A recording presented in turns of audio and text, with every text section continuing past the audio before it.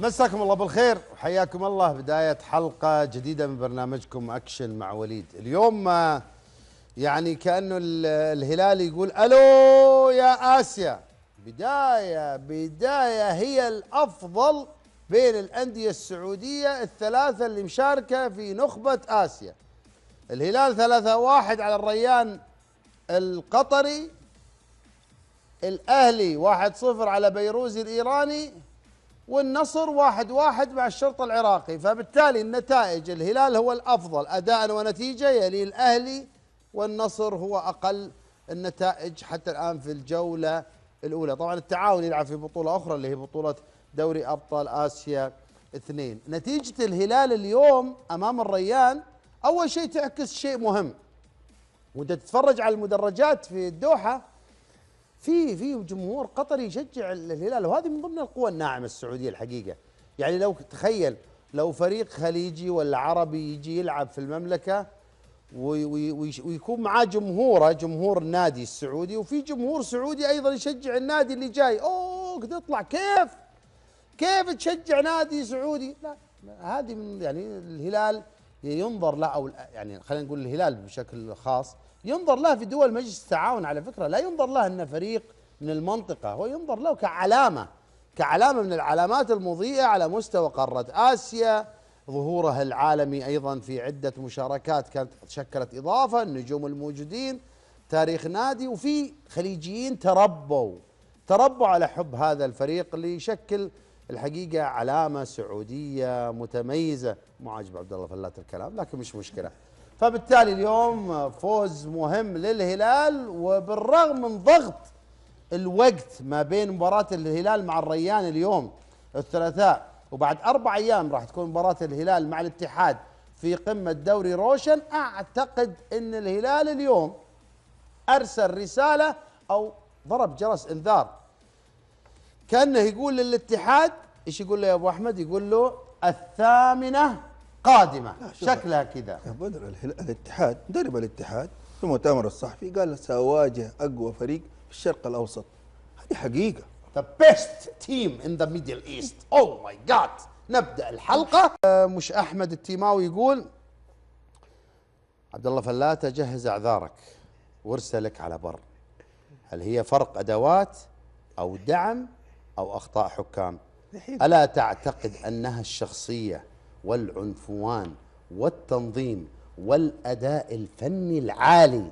الاتحاد كبير لكن الهلال الأكبر كرويا وصعب مجاراته. بعدين هل 7 مباريات كلها أخطاء حكام؟ أو دخلنا الحين في سالفة ما لها داعي لكن ممكن تاخذ. قلنا الهلال جودة ولعب وخليط من هذا وذاك، فريق متعوب عليه وفريق مصروف عليه وطبيعي يكون في القمة. يعني أقول قولي هذا. يعني نادي في العالم أنفق الموسم الماضي، يا أخي لازم يكون كده. ريال مدريد كده هو في قمة الكرة العالمية، وهذه ميزة. مش إذا هو ريال مدريد أنتوا إيش ختافي ولا إحنا؟ ولا فالنسيا؟ إحنا الاتحاد. الله كابتن سمير عثمان، كيف شفت الأداء التحكيمي اليوم في المباراة؟ أقل حاجة في المباراة حكم المباراة لا يليق بمستوى المباراة بفريق كبير زي الهلال بصراحة والريان. حكم متردد في كثير من الأحيان. قعدنا حوالي 5 دقايق مراجعة ركلة جزاء سهلة لصالح فريق الهلال.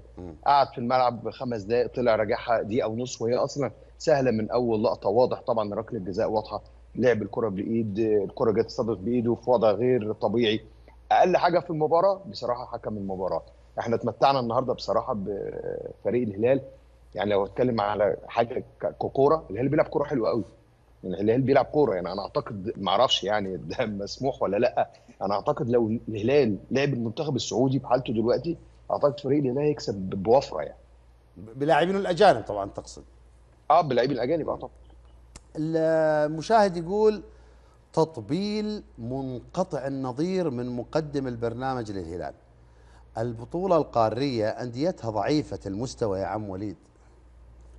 كلام يعني ممكن اللي ما هو مشارك ولا ما يحس بقيمة هذا الأمر، يعني أندية ضعيفة. اليوم نتحدث عن الريان، اليوم قدم مستوى جدا مميز. أمس لما شفنا بيرسبوليس قدم مستوى مميز أمام الأهلي. هي في النهاية مناكفات جماهيرية، ولكن لما نتحدث على أرض الميدان، وممكن الأستاذ عماد السالمي كمحلل مميز يعرف مثل هذه الأمور، ويعرف أن البطولة قوية وأن الأسماء المتواجدة فيها جدا قوية، وكذلك أسماء الأجانب. اليوم لما يشوف الريان القطري أبو بدر، اليوم موجود عنده أشرف بن شرقي، موجود عنده فيكتور حارس الاتفاق سابقا، شفنا العام كيف قدم مستوى جدا مميز، كان ثاني أقوى دفاع في الدوري العام الماضي وهو في الاتفاق. تريزيجيه اليوم موجود في الريان، لذلك اليوم حتى اللاعبين الأجانب وفكرة العشرة أجانب أضافت كثير لبطولة آسيا. عبد الله فلاتة، في اعتقادك يعني يمكن هذا استلهم من سؤال المشاهد، يقول سلم لي على عبد الله فلاتة وقل له كيف وضعك اليوم؟ دخلك الرعب ولا لسه؟ فنيا قلقت اليوم انت؟ انا عشت، لانه يعني بناء على حاله الهلال مع الريان يعطيك مؤشرات للمباراه الجايه. شوف انا قبل اشوف الهلال انا اعرف الهلال، سيب الكلام الجانبي، فريق قوي.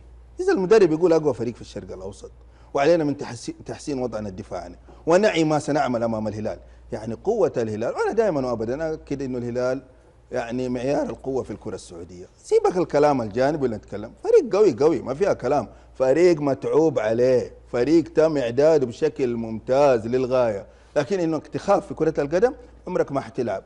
تخش ارض الملعب وانت واثق في نفسك انك حتقدم عطاء هذا اللاعبين، انما انا جالس برا واتفرج يعني، وربنا يوفق ان شاء الله الجميع. كابتن ابراهيم العنقري، يعني علي السهيمي يطرح سؤال مهم جدا، وطبعا نذكر المشاهدين رحب في مشاركتكم معنا في نقطه النظام مع المسافر، ونذكركم ايضا ان احنا راح نختار كل حلقه مشاركه، وفي يوم السبت ان شاء الله راح نعرض المشاركات ونختارها من ضمن احنا كضيوف موجودين في البرنامج، وبيشاركون معنا الجمهور ايضا في استفتاء بنسويه في الموقع على حساب البرنامج في منصة اكس، ونمنح الجائزة اللي هي 10 محفظة مقدمة من المسافر ب10,000 ريال للمشاهد اللي نعتقد انه مشاركته اجمل. علي السهيمي يقول: يشهد نادي النصر حالة من عدم الاستقرار والنتائج المتذبذبة، مما دفعت جماهير والنقاد إلى المطالبة بتغيير جذري في الجهاز الفني للفريق. فبعد أن كانت آمال جماهير العالم معلقة على المدرب كاسترو، يبدو أن تلك الآمال قد تبددت، وباتت الأصوات تطالب برحيله. في هذا الصدد يقول عبد العزيز العصيمي الإعلامي الرياضي: النصر يحتاج لعاصفة فنية تقتلع الحالة الحالية، فقصة السيد كاسترو والنصر فشلت ولم يعد بينه وبين النصر نجاح، وعلى مسير النصر سرعة الحل. وأضاف العصيمي في تغريدة عبر إكس: من الحلول تكليف السيد سعد الشهري وعدم الاستعجال إلا ببديل مناسب. بحسب الأخبار الخارجية فإن السيد كلوب سيكون متاحا بعد شهرين، وأتمنى فتح خط معه مواصلة ذلك. وكشف الإعلامي القريب من النصر عن رفض الفرنسي زين الدين زيدان تولي المسؤولية الفنية للنادي العاصمي نظرا لعدم وجود أي نية لديه في التدريب بالشرق الأوسط. وفشل النصر في تحقيق الفوز بمباراة أمس أمام نادي الشرطة العراقي بعدما انتهت المباراة التي جمعت بين الفريقين